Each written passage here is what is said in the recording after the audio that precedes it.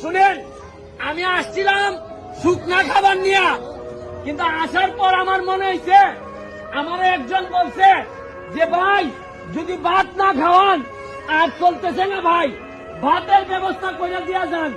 আমি এখানে একজনকে পাইছি, যিনি আপনি আসেন, উনি আপনাদের জন্য 3 ডেক ভাত নিয়ে আসছিল আজকে খিচুড়ি।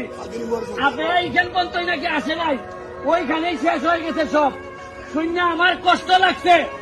এখানে চেয়ারম্যান সাহেব আছে আপনাদের, আমি আপনাদেরকে বলতে চাই এই 500 প্যাকেট শুকনা খাবারের সাথে সাথে আপনাদের এখানে আরো অন্তত 1 সপ্তাহ খাবারের জন্য আমি 1 লক্ষ টাকা আপনাদের কাছে দিয়ে যাচ্ছি। আমি 1 লক্ষ টাকা দিয়েও শেষ না, যদি আরো লাগে আরো দিব, যা লাগে দিব।